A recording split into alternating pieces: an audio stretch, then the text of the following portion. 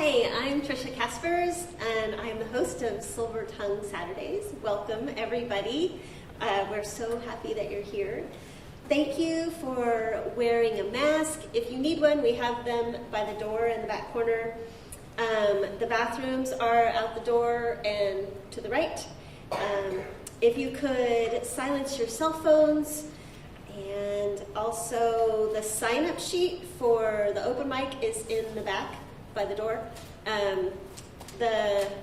We are streaming live, but we'll turn off the video before we have the open mic. And I think that is everything for housekeeping. So Silver Tongue Saturdays is a program of West Trestle Review.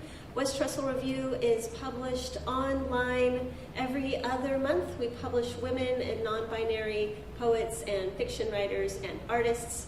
And our new issue just went live on March 1st. You can follow us on Twitter, Instagram, Facebook, and YouTube. And we have some exciting readings coming up for Silver Tongue Saturdays. In April, we have Joyce E. Young. In May, we have Devorah Major. In June, we have Molly Fisk. And in July, Kim Kralowek. And in August, it'll be Susanna Praber. So if you're interested in any of those readings, follow us along on all the social media, and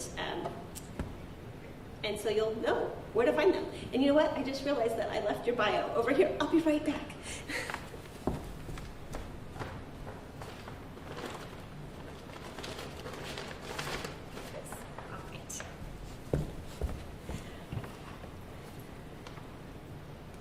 But this evening we are pleased to welcome Karla Brundage.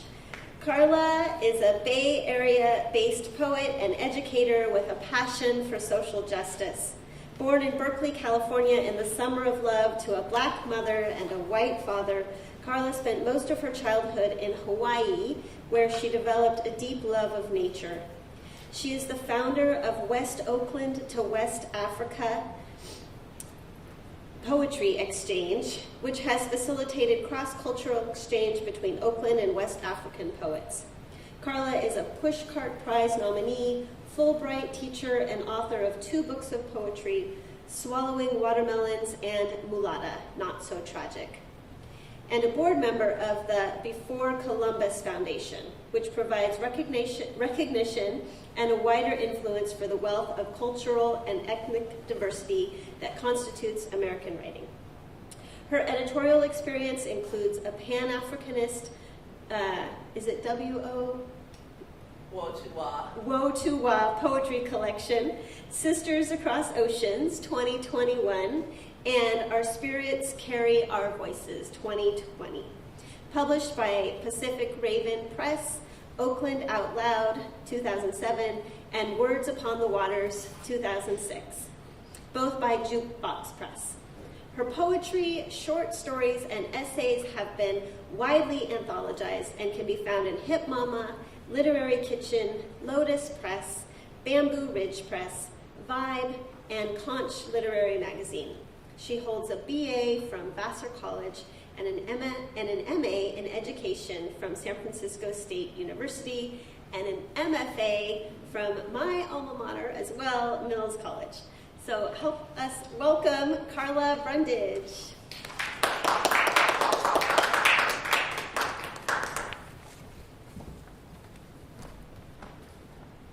Thank you, Trisha. Thank you for having me. Well, it's Women's History Month, so I thought I'd start with a few poems from my first book, Swallowing Watermelons, which primarily does talk about womanhood. The first poem, Swallowing Watermelons.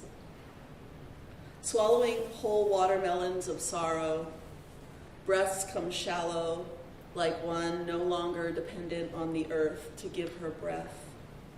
Grasping but not reaching, through tangles of telephone wire, I am beholden, our child a lifeline to you. Invisible cords of communication, forever linked by her birth.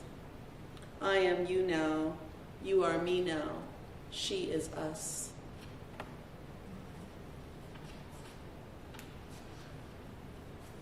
This one is about my mother and her mother and me. Competition of the hair.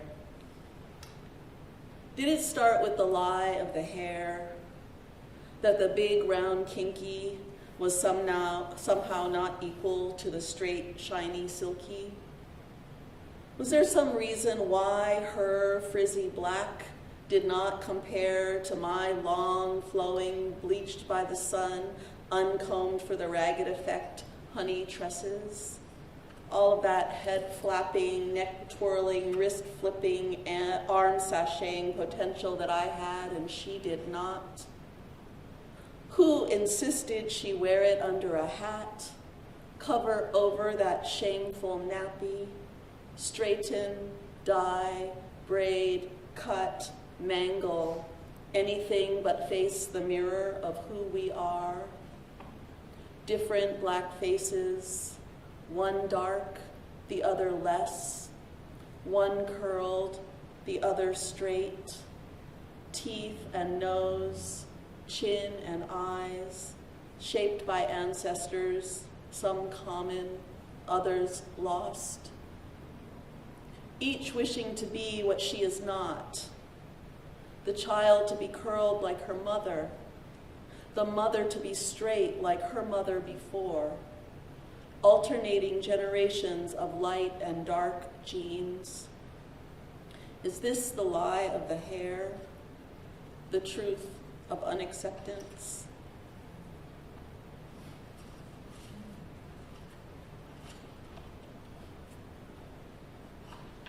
So this poem is kind of an old favorite. I usually read it after that one because I go through many different phases of self-embracing and rebellion. It's called Wannabe White Girl. I was a white girl once who dreamed of riding a Harley Davidson and drinking vodka straight while leaning over a pool table, tattoo on my ankle that said property of. I was a white girl who had white friends and white boyfriends who loved me and drank with me, locked me in closets, told racial jokes, and then apologized. We drank gin and tonic and roamed the streets looking for trouble because it never did seem to come to us. I was white. Yes, I was white. I wore torn blue jeans and tie-dye. I listened to the Rolling Stones and Leonard Skinner. I lived the words they knew and the pain they held. When I was white, I dreamed of being Old Homestead Queen at the country fair where music was real and women wore cowboy boots. I had my Stetson and my buck knife. I danced the two-step and played bingo on Saturday nights. When I was white, I loved a man named Cincinnatus who drove a Harley, flew colors, and lived in West Virginia. We drank every kind of liquor, all mixed up into one. We danced to country music and fell out the door when it was time to go. When we fought, it was violent, but I loved him like I have never loved. I rode in fast cars listening to The Who, asking, "Who are you?" But I was white, I was in on the secrets, the truths, the lies. The only problem was that people kept mistaking me for being Hawaiian or Chinese, Palestinian or black. So I looked in the mirror and I saw, my skin is brown, my hair is brown, my eyes are brown, and I wondered, where did God go wrong? Because being a white girl trapped in a black body is no small mistake. And the stress was beginning to take its toll. You see, even though Van Morrison sang Brown-Eyed Girl, I knew there was more to it than that. And for some reason, I just never did seem to fit in, older I got, no matter how much I drank. So I killed her. I killed that white girl that I once was. I stopped her life, cut it short with one clean swipe. No more Led Zeppelin, No more white boyfriends. No more dreams of making my brown eyes blue. But I was a white girl once. You wouldn't know it by looking. That dreamed of drinking vodka straight while lying back on a pool table, tattoo on my ankle that said, property of.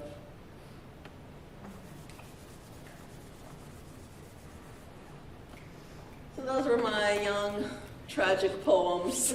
I was going to read one more about my great-grandma. I might come back to that one. Now I'm going to read from Mulatta Not So Tragic. And this one is about my relationship with my father.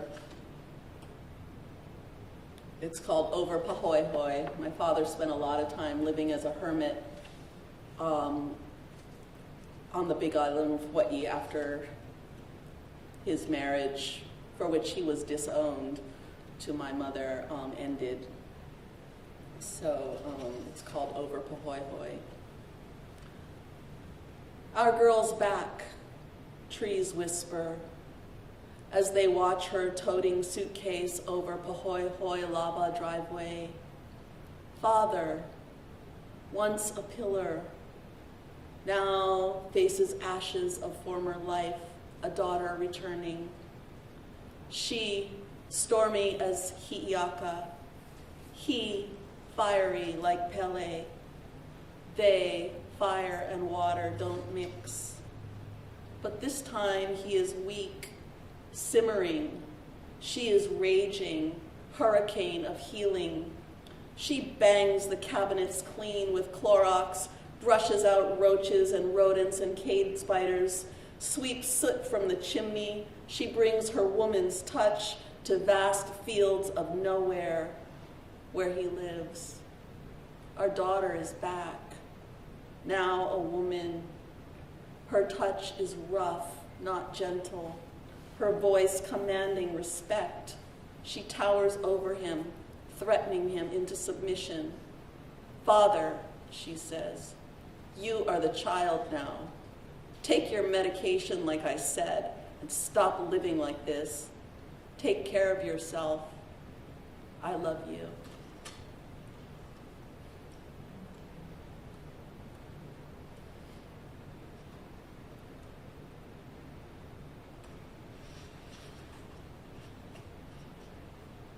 Shattered. Where should I begin again? With the mending, the darning of small hurts, surgery for large gaping wounds, or anesthesia for complete amnesia. To forget you, impossible. To remember to continue the bleed, a trickle here, a seepage, infection and pus, picking at scabs. Oh, your beauty, your gaze into mine, words uttered, words unsaid, fainting and waiting for you to catch me. Call for your response, my anger undoing the stitches, your absence not noticed. I find myself seeking refuge in my battered body. My heart in my own hands, I carry it home. Scarred, is it stronger now or weaker? More easy to tear, more difficult to penetrate? Does surgery make one's organs weaker or stronger? Impossible to replace a heart once broken through substitute or donor. Oh, give me back my love and let me mend, tattered and half-eaten by desire. Though the scars are newly formed, I will keep my heart and make it whole again.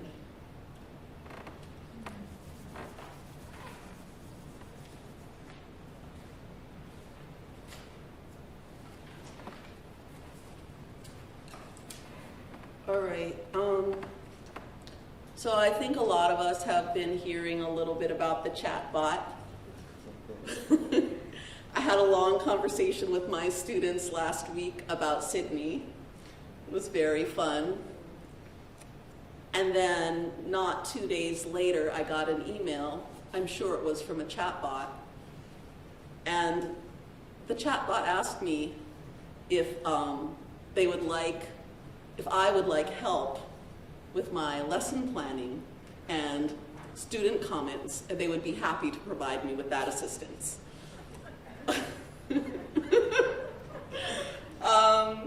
So anyway, it brought to mind these couple of poems I wrote a few years ago, actually, when the internet was first becoming predominant, and I was wondering way back then if poets would remain relevant.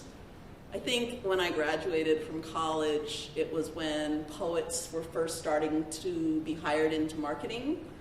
So I was really confused about like what my future might be as a poet. Would I be a marketer? I didn't know what was going to happen. Nike was making all these great commercials. So this is called The Pen Mighty. Can words stop bombs? Is the pen mightier than the sword? Where did our dreams of resistance go? Where is my voice? In waves of political agenda, there are voices being programmed every minute supporting war. Can my whisper into a screen of static make a difference? I said, can my whisper into a screen of static make a difference? If I said I wanted to stop the violence, who would have my back? If I took drastic and extreme action, what would it be? Every second, millions of extreme and drastic measures are programmed into our psyche, and they seem to make no difference. The images, the words already exist, created by a giant propaganda machine, killing our ability to resist, turning our voices into ocean of unintelligible noise.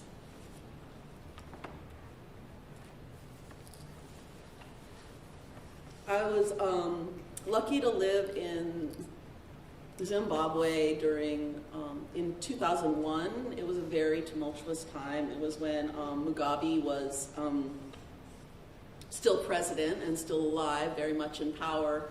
And it was around the time when the white farmers were being forcibly removed from their farms. I lived in an African township, and we were all forced to join ZANU-PF. I still have a t-shirt. And I wrote this poem one very, very, very, very hot night. Silence.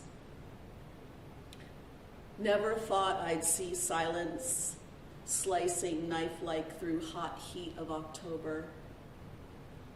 Never thought I'd feel silence creeping round toes, snaking into my bedroom in darkness when it's quiet. Moon lights up silence, moving around, checking the locks, appearing on TV screens, and causing me to scream.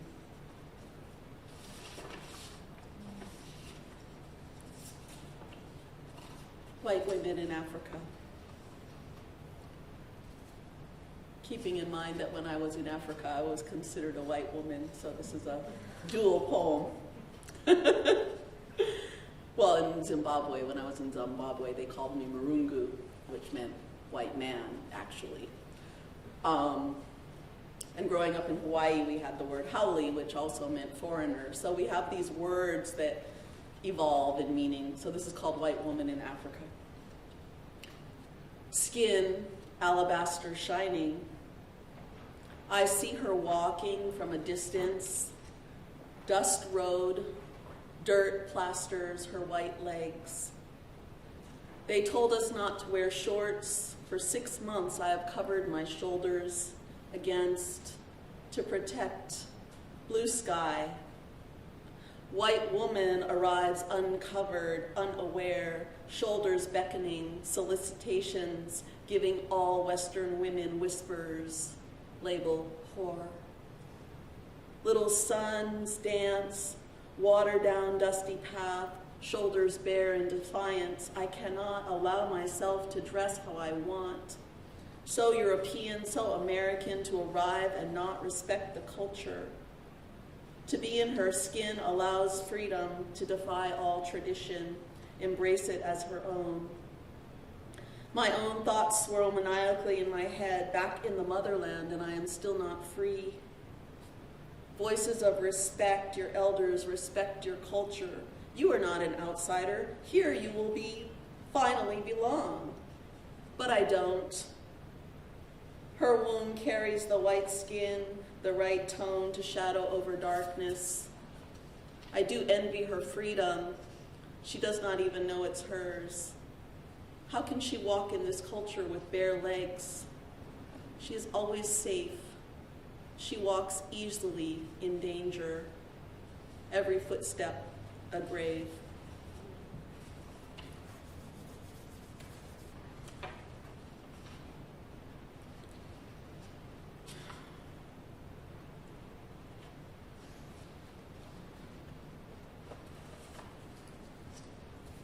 Greedy mouth. Cut my scalp into this cloth. Take my head, wrap dripping blood, wrap it into your own. Wear my skin like you own it. Place these beads from my waist into your ears. Excavate my eggs and eat them on your plate as garnish. Palate your tongue with sugar from my clitoris. Garnish your wrist with the smallest bone of my left toe. Rest the air from my lungs into plastic bottle between your knuckles. Rest your fake hair on my chest. Here you can play the doll of your hatred house in lockless doors with golden coins in a locked chest. Sever the locks from my scalp and wrap them in a song you shout in the wind. Coin your winnings. In the key-locked vault, wind the coinage in your sad, sad heart. I am nothing but a finger, thumb. You have taken my scalp and my spine, my voice and my mind. I have emptied all for you, have opened your greedy, greedy mouth to swallow.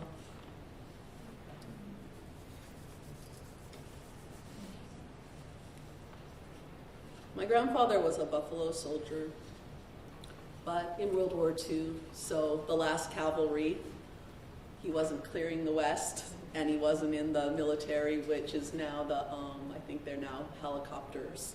So he was in the last cavalry. This is for him. Why do Black people protest? Black people have always fought for this country.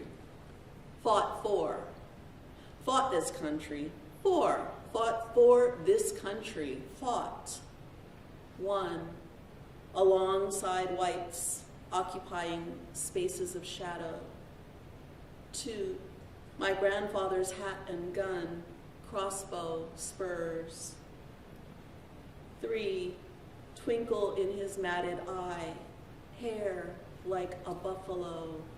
4, soldiers. 5, in the bedroom 2 is silence. The stop, the choking gall to aspire towards light. Of course, a synthetic illusion of freedom. Please hold my blistered cotton hand, love. Open the door. There's a baked ham on the front table. But to sacrifice my happiness to hatred, what for? Am I obligated to pay price paid so many times over? Arms weary from carrying the signpost, pinched nerves in the back of the spine. I am a woman.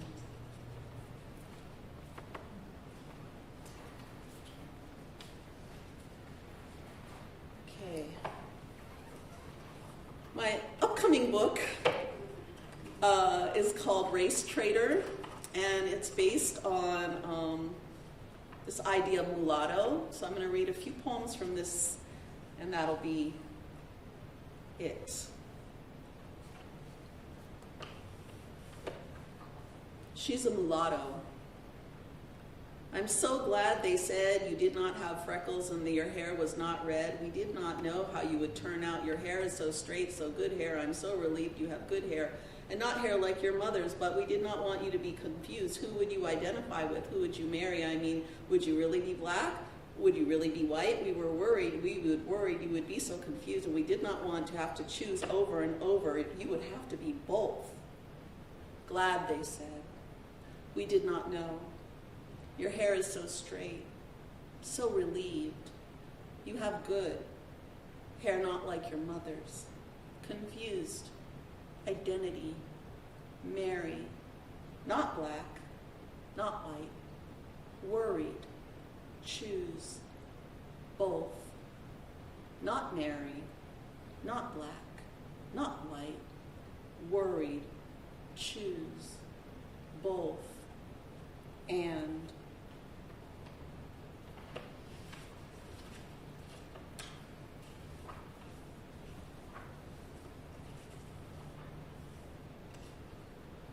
Suck on ice. No, sir. I mean, yes, sir. This is what he says when white hand places a dominant sneer on my shoulder. Hey, boy, what you doing here with this pretty young gal? Fish clam fingers linger on my cheek, whispering lust. Aren't you gonna share her? Cardboard body, adrenaline, drinks forgotten. We cannot speak.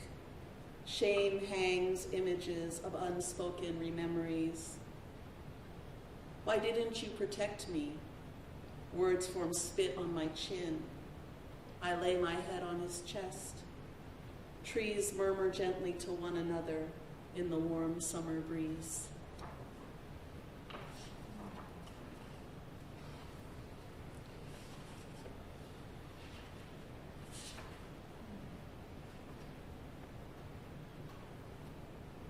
Both and, mulatto, of mixed breed, young mule, a half-ass, of mixed race, two segregated halves of privilege and want, socially acceptable and degraded, mulatta, feminine, kept in the big house for breeding, mulatress, irrevocably composite, hysterical and rigid, so-called black, so-called white, Old English, sunderborn, born of disparate parents, related entries, mule.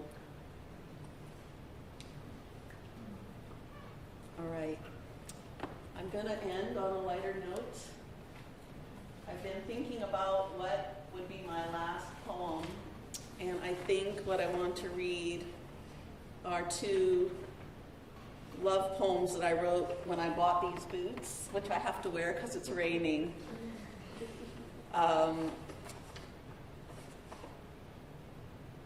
Hiking boots fantasy.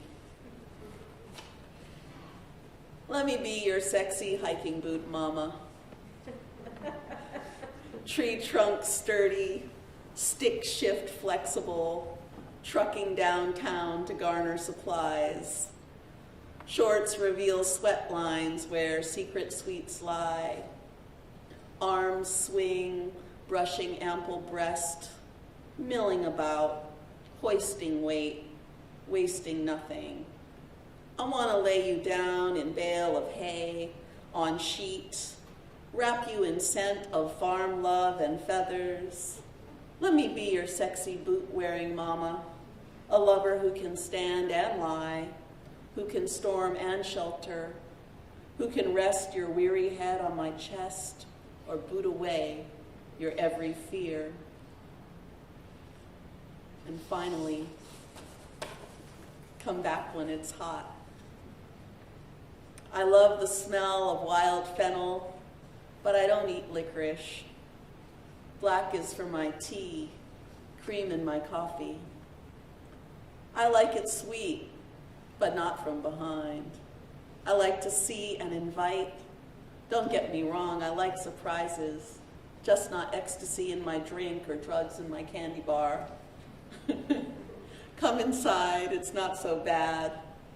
The barbed wire is there for a reason.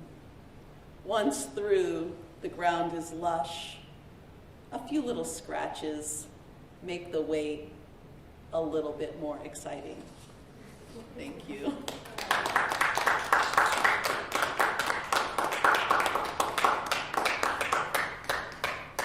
So does anybody have questions for Karla?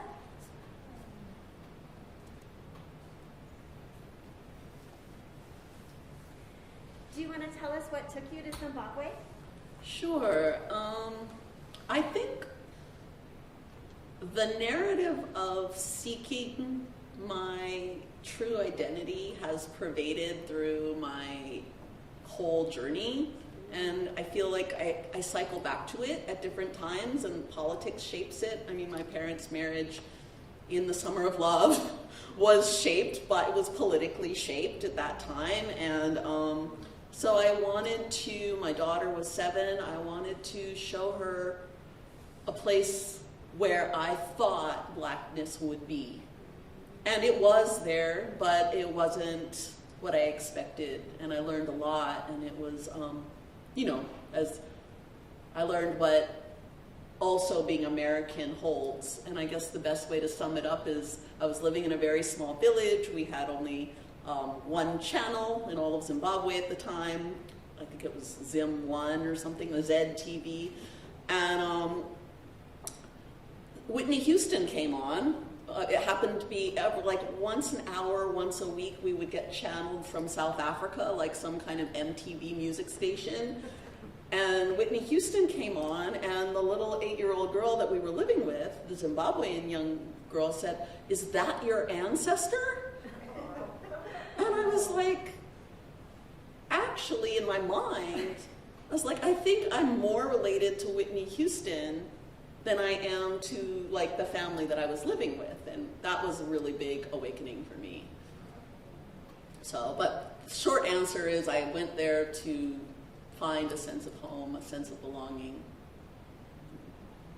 And did you write while you were in Zimbabwe, or did you have to wait until some time had passed before you could write about it? Yeah, I wrote a lot of letters and a lot of journals. And I didn't really, I'm still writing about it. It's still extremely hard to write about. And it's mostly not poetry. I think I wrote only one poem, and that was about AIDS, because I was there at the, that was when 1 in 4 people were HIV positive back in the, when was that, 2001. So, but I didn't write any poems. And I like thought I was going there to like write the great American novel. I got there and I like, all I wanted to do was read like Wuthering Heights. So weird.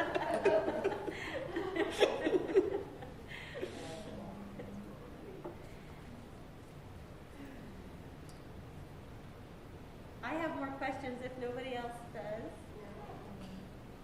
I really liked, thank you so much. This was just such a beautiful reading, and I love how so much tragedy and pain you confront so honestly, and it doesn't feel like overly confessional. It just feels like honest. And so I just commend you on that, just the bravery of writing and speaking, you know, through poetry. So such complex ideas and emotions. And I was wondering if you could talk a little bit about the white woman poem in Africa, the ending, and sort of with each step being sort of the danger. First, we get this idea that this persona, this caricature is of a class and a genre that just doesn't care about the customs. And then there's like this tension of the writer that is trying so hard to care about the customs, but there's an envy almost, and I wanted to know something about that. And then the ending of the poem where there's danger and then the footsteps being graves. Mm-hmm. And so just your message there, I guess, if there is one, and just your process in writing that poem. Yeah, I think, thank you for that. Yeah, I think that is what I was thinking about, was the tension between wanting to feel that, the envy, right? The envy of wait, I've been in this village for 6 months and you show up and you're just like prancing down the path in your shorts, right? So it was literally a poem that was triggered by that, but the part that's not in the poem is that there were a lot of missionaries who came. So I went as a teacher, but there were a lot of missionaries there. And so the Every Footstep a Grave to me was more about the missionaries' goals, which are often to alter a culture.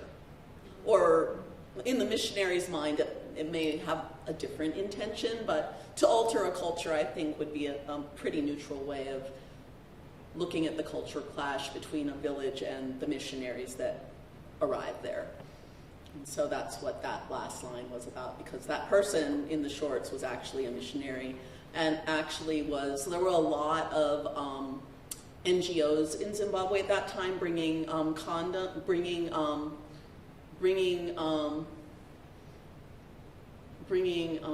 AIDS education with the message of abstinence, but not bringing condoms, right? And that was George Bush's policy. Huh? Yeah. So that was also what the that was also a comment on just that, mostly missionary agenda. Well, that's really interesting that the Christian is the revealing leg showing. To insert some reference there. But yeah, thank you for that. Yeah, thank you. Yeah, I might do that. That one is actually, I mean, it's in progress for me. It's still a very complicated thing I'm working on. Yeah. Yeah. Thank you. When you're writing your books, are you thinking about a theme throughout your book, or are you just writing and then bringing together a theme afterwards? Oh, yeah, that's a great question. I think now I have such a body of work that now I'm like looking like, where is this theme? Where is that theme? But when my first book, it was all angst. I had become a mom. I was still fighting with my own mom, so my first book was not, I didn't try to write any kind of theme. It was just all what was on my mind. And then the new book that's coming out was my Mills thesis. So that was decreed to have a theme. Right. So it's been all over the place. And now I'm kind of like, there's a part of me that wants to go through, and I have all these random poems that are just like random. I write them randomly. I'm like, I wonder where they would fit. Yeah.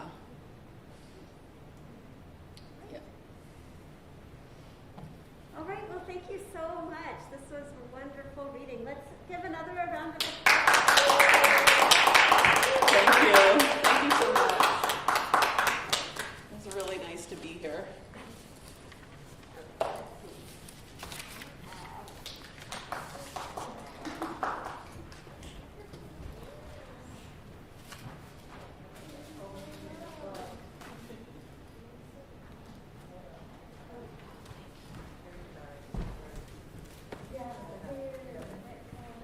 Thank you again for joining us for Silver Tongue Saturdays, and we will see you next month for Joyce E. Young.